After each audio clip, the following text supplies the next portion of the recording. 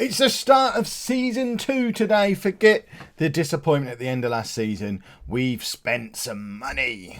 Hello and welcome to part 8 of Backing the Boro. I'm Kev, and coming up on today's episode we're going to have a look through all of our summer transfers here at Nuneaton. Plus we're going to play our first game of the season away against Harrogate. Still in the Conference North because of what happened that I don't want to talk about. But we have had a good summer when it comes to transfers, mainly because we've got an absolute pile of money to spend. We're a professional club, £16,000 a week wage budget. I wonder if there's a bigger wage budget than that anywhere in the Conference North. We really have no excuses this year. We go up this season. And we're going to do it with these wonderful players that we brought into the club. So lots and lots of players coming in. No one leaving, apparently. That's not quite true because there's a few players who got released. A few significant ones who were part of the team last year as well. So Ryan Beswick is gone. Who else? John Ashton retired as a player and then refused to sign a contract as just a normal assistant manager. So he's now gone and not found a job anywhere else. So we've got a new assistant manager. Greg Mills is gone. Gascoigne is gone. Horncastle, who we signed last year, has moved on. A few of the other young players have left. But we have replaced them with what I think is a decent bunch of signings. Most notable, of course, is our new assistant manager, which if I show you him, where is he? There he is. Lewis Roberts. It's an internal promotion. He was our under-18s assistant manager. We've now moved him up to the first team. So this is now the guy who's going to be doing team talks and stuff for us with his 7 for man management. What a hero. We're blaming it all on John Ashton because he's a turncoat and he left. So, summer transfers, and the most important of all of them is the permanent signing of Jordan Nicholson from Posh. We had him on loan last year. He was an absolute hero. He was released by Posh in the summer, and despite having to throw an awful lot of money at him, £700 a week in Conference North is crazy money, but we have managed to get him on a 1-year contract. 4-star current ability, 5-star potential. He's our star, and we're just building this whole team around him the way we did last year. And on a theme of making loan signings permanent, we also signed Elliot Rocker permanently, who was on loan with us last year, scored a goal every other game. Ashley Salmons has signed permanently, who came on loan last year and captained us in the second half of last season, when it all fell apart. And Joey Jones, who was on loan all last year as one of our 3 centre-backs, he signs permanently on a free transfer from Woking. And then we just filled out the squad with a whole bunch of other free transfers and then topped it off with some loans. So the free transfers are all roughly along a similar theme. There's a couple of exceptions, but it's all about bringing in young, talented players. So Jack Lancaster is an 18-year-old attacking midfielder who was at Ipswich, and 3.5-star current ability, 5-star potential. He's almost as good already as Jordan Nicholson. So even if we hadn't have signed Nicholson, we had our backup ready, and when we had a little bit of money left, I thought, well, you know what? Let's sign the backup as well, because then if Nicholson gets injured, we can just slot him straight in. We don't want to be stuck in the same position we were at times last year, where we didn't have much of an idea what to do when Nicholson was injured, or when the whole season fell apart because Ashley Chambers got injured. So we want decent backup players throughout the team. Khalid Mohammed is a 20-year-old midfield player, 3-star current ability, 5-star potential. He's as good as all of the ones we've currently got. Elliot, Salmons, El Bekri. He's right up there as good as them, with potential to get much, much better. He comes in on a free from Bury. Or in fact, he hasn't been at Bury for 2 years. So why it took us this whole season for him to appear, I don't really know. Because in theory, he should have shown up last summer, but didn't. What's wrong with him? This is a worry. I hadn't noticed that before. Kenny Clark is a 29-year-old centre-back and is our new captain. 3.5-star current ability. He's been at Ebbsfleet in the Conference National. Didn't play many games last year, but was a regular when he was at this level previously in the Conference South. Mainly, he had a season with Dartford in the National. He's played over 300 games at this level, so it seems like a bit of a no-brainer that he comes in as part of the back 3 we're going to continue to use, and takes the captain's armband as well. And then Adam Lewis is a proper left wing back, 18 years old. 3-star current ability, 5-star potential again. He's almost as good as Jordan Nicholson as a left midfielder, but most importantly, he's the best left wing back we've got at the club. Came in on a free transfer from Liverpool. Last free transfer is another centre-back, an 18-year-old Italian centre-back. 3-star current ability, 5-star potential. He's as good as our best ones, so as good as Clark, better than Diane, better than Heaton. He's come in on a free transfer from a little club you might have heard of called Manchester United. So, I mean, that means he's a good player as far as I'm concerned. And then we haven't gone nuts with loans so far. We've still got capacity to bring in a couple more loans if we need them, but we have plugged a few gaps with another bit of depth in central midfield in the shape of AJ George, who's a goal-a-game midfielder for Antigua and Barbados. Is that Barbuda or is Barbuda? I don't understand. He's Antiguan and Barbudan. 1 goal, 1 cap, 2.5-star current ability, 5-star potential, on loan from Mansfield. Stephen Yawson is a right winger and strike. I mean, he's coming as a striker, really, backup striker. Because I did say we didn't want Ashley Chambers' injuries to ruin our season again, and then proceeded to not sign any backup strikers because I just couldn't find any. So we've got Rocker and Chambers as our first choice. Yawson will play up front if he plays because we're not going to be playing with wingers. 3-star current ability, 5-star potential. I signed him because he had a cracking season for Stockport last year. He was playing as a winger for them, but scored 12 goals, 13 assists on the wing. So I think he can sort himself out and play as a striker for us if need be.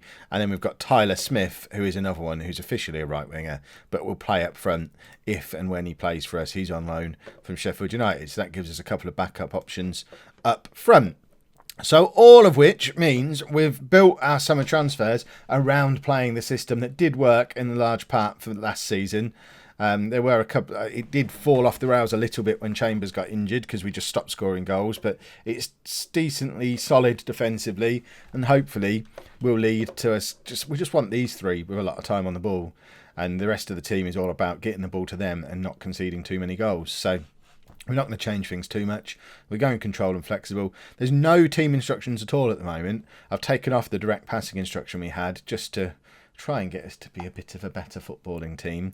If it doesn't work, we can put it back on, and there'll be team instructions that appear as we notice little issues that we've got with the team. But by and large, it's the same team in the same positions that did go on a really good run last year until Chambers got injured. Most of the players who've come in have come in to plug gaps in the squad and shore up the defence a little bit. So we do have a completely new look defence now. So our team, we've got Linus in goal, a back four of new boy and captain Kenny Clark, with new boy from Man United Kalani and Jones, who's officially a new boy but was here on loan last year. Lewis, our new left back, with Trotman as our wing back. Him coming back into the team at wing back means we can move Elliott back into the midfield. Tom Elliott spent a lot of last season playing at right wing back once we changed that system. But I think we need to get him back into the midfield alongside Salmons. We've got El Bekri knocking around still as well, but I think that's probably a more solid combination defensively. El Bekri can come on as a bit of a flair player if we need him. And then Nicholson in behind Rocker and Chambers. We know that as a front three works. And between the three of them, I don't know how many goals they got last year. We've been messing them around, working out how to play them. So 12 from Rocker. So 30 in total, plus Nicholson with it. So 41 goals between that front three last year. That's not a bad return. We want to get that up to, let's get that up to 60 goals this year. That's our target for them. But let's get into the game. We're away against Harrogate, and we want to not embarrass ourselves. Let's go and get a win. Start as we mean to go on. We want to get promoted this year. We don't want to hang around in the Conference North for a third season. Into the match then. New boy does his team talk. Very ineffective. Good. He's just like John Ashton then, the mean man who I've completely fallen out with him. He was so good to me last year, and then just outright refused to renew his contract as just an assistant manager, even though it's him who decided to stop playing. I would have had him as player assistant manager for another year, as a bit of backup, a bit of experience, but he wasn't having any of it. Doesn't want to play anymore, but also doesn't want to stay here as an assistant manager, and he's not working anywhere. I don't understand the man's logic. Right, we don't want Trotman to get beaten too many times like that. Right, Nicholson picks the ball up exactly where we want him to have the ball, plays Chambers in, and that should have been a goal. That's the goal we should be scoring over and over again. Chambers picking the ball up in dangerous areas and playing through balls for Chambers and Rocker to run onto. Elliott lumps it forward to Rocker, who's got a little bit of work to do because he's very deep and very wide, but does well to play it back to Elliott and through to Nicholson. And look at us knocking the ball around beautifully. And Chambers is in again and misses again. And I'm getting flashbacks to last year. I remember now, Ashley Chambers is lightning quick but can't finish. Oh, we need a striker who can finish. We spent all summer trying to bring in a decent striker to offer some competition to Chambers and Rockers and just couldn't do it. It might be the young lad from Stockport that we have to stick up there, or maybe Jonathan Nixon, he's still knocking around. Right, Rocker, out to Lewis. Look, I love the way we're passing the ball around now. We look like a much better team everywhere apart from in front of goal. And Linus does well to save that. And how many clear-cut chances are we going to let Ashley Chambers miss before we start looking at Jonathan Nixon or the young lad from Stockport whose name I'm going to have to learn? We haven't even got him on the bench. We've got Nixon sat there on the bench, who, I mean, he must have weighed in with 10 or 15 goals last year as well, adding into the total of the other three that we talked about before. We probably had a front four who in combination were close to 60 goals last year, and it was defensively that we were let down. So hopefully we've shored up the defence with these new signings, and now we just need to remember how to score goals, because you've seen us score a lot of goals. We've scored 6 goals in a game before. We won all those games 5-3. We should be able to win them 5-0. Now we've got a defence, but we do kind of need to learn to score again. Right, Elliot on the edge of the area finds Salmons with space to shoot, and it just goes over. That is probably the best effort we've had in the first half. I mean, we have had a good first half.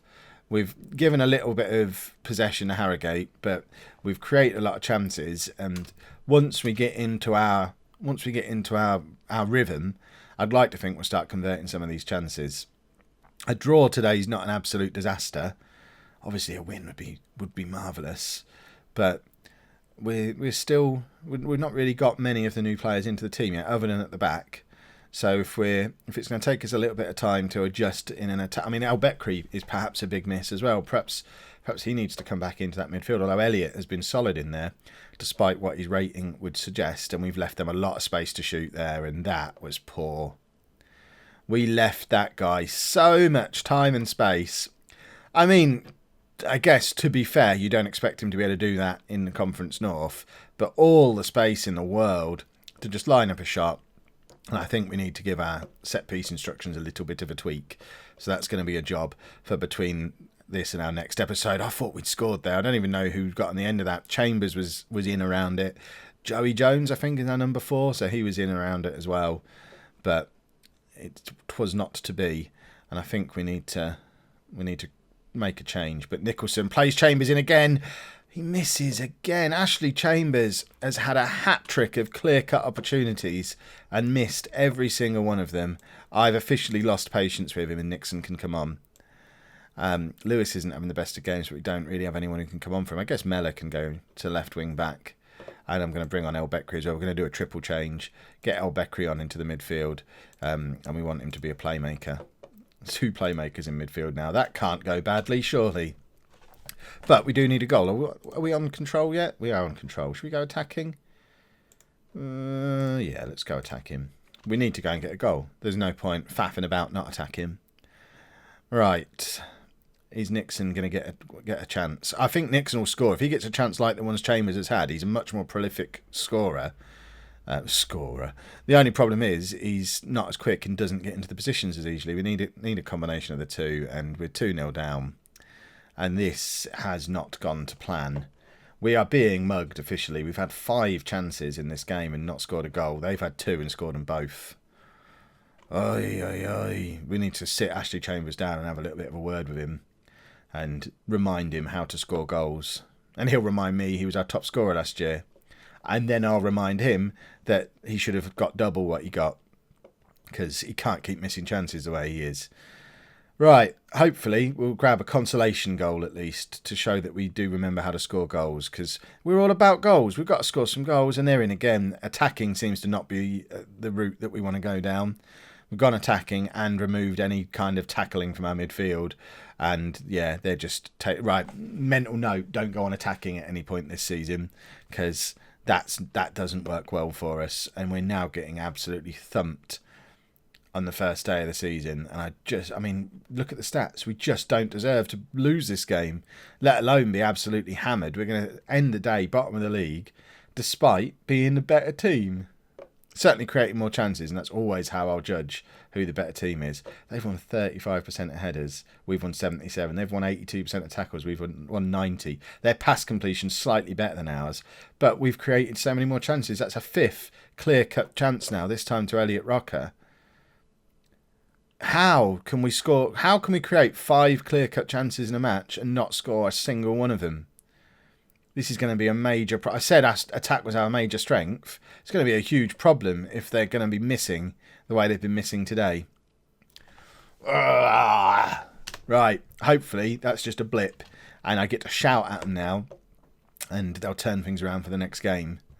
Or else problems will be afoot. What do the board actually want of me this year? So this year the board are looking for... Hold on. How do I... They're looking for mid-table. I mean, to be fair, we'll do that with our eyes closed. But with the money we're spending, we owe it to ourselves to do better than that. If you enjoyed today's episode, please make sure you pop a nice big thumbs up on there for me. Subscribe to the channel for daily Football Manager content at 4 PM and 9 PM every single day. And thank you very much for watching.